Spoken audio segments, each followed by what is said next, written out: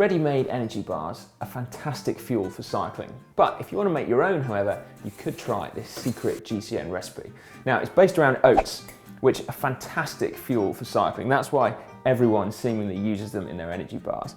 Now, there are reasons for that, partly because they're a great source of slow-release carbohydrate. They've also got quite a high proportion of protein in there and fat as well, so it's a really good all-round source. And then finally, they're also really robust so that they travel well, so they're not going to come apart or get squished in your pocket. Now, first of all, we start by making the mixture that's going to bind our energy bars together. So take a medium-sized pan and put it over a low heat. Then we need to start with adding some oil. I'm using sunflower oil because it's relatively flavourless and it's also cheap, but you can use whatever oil you want. I know everyone has their different preferences regarding health and whatever else. Then we need to add some sweetness because obviously oats have got good slow-release carbohydrates, but they're not very sweet. So we're going to add some soft dark brown sugar, nice kind of caramelly kind of flavour. Then I'm going to add 2 tablespoons of golden syrup. Now this is mega sweet, this stuff, and it's not terribly good for you, but it's really good at sticking the bars together, which is quite an important consideration. So 2 tablespoons of that going. Nice. You need to give it a good stir to mix this all in.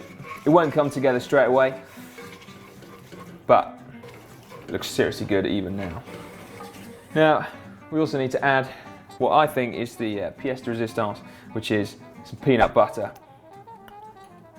It stops the energy bars being too sweet and cloying, so stick about a tablespoon in. It's got like a real nice kind of salty edge to it, so the bars have just got a little bit of extra something there, which tastes good. This peanut butter hasn't got any sugar added actually, it's good quality stuff, so I think that helps. Cheap peanut butter with loads of sugar in, not feeling that. Right, so stick that in, melt it all up, then we've got like our base for the energy bars. We'll also add in just half a teaspoon of vanilla extract. Throw that in as well. So that's our binding mixture. Now we're going to start throwing some extra stuff in there. I'll start with Sultanas, cheap, good source of simple carbohydrate, and they also taste pretty good. Also some flaked almonds, good source of high quality fat, a bit of protein. Likewise, we've got a mixture of sesame seeds and sunflower seeds there, so we'll throw those in. Making sure we keep mixing that together. Add in some chopped dates, which I prepared earlier on. Those are seriously good, great ingredient. We're almost ready for oats now. That's coming together nicely. And then finally, we start adding the oats. So we just do it a little bit at a time so that it doesn't become unworkable because it gets quite stiff. And for me, that's just too much for my little puny cycling arms to deal with. And if you really, really struggle with puny cycling arms, you can always get a friend to help you out.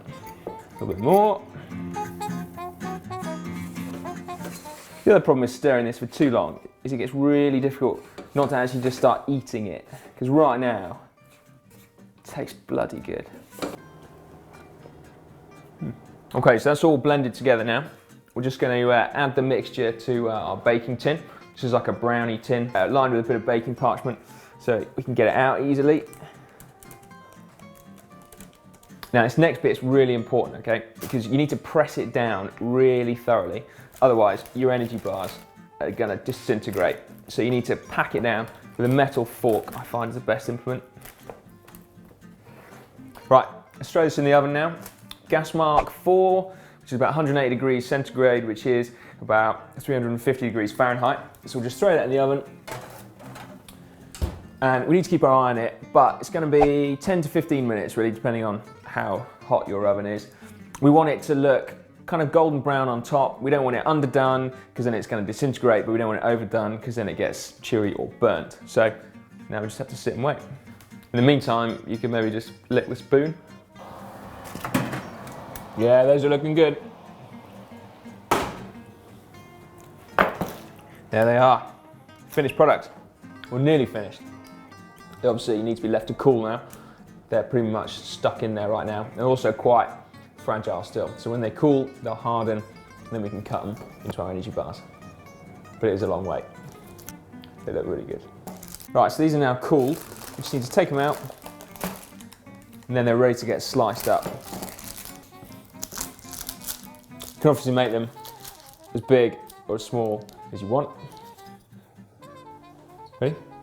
Don't exactly know how many calories are in this, so if you're calorie counting, it's probably best to go steady, because looking at the ingredients, there's a lot in there. The other thing to bear in mind, it tastes good, it tastes so good, is that because they taste so good, there's a danger that you're gonna have to ride for 30 hours a week just to actually satisfy your desire for eating these things. For more cycling related recipes, subscribe to GCN. That is actually really good. Genuinely really good. Anything that's bad. And with all fruits that has a stone inside, you can like twist them. This one's very ripe. You can open them and then you can basically just peel it out like that.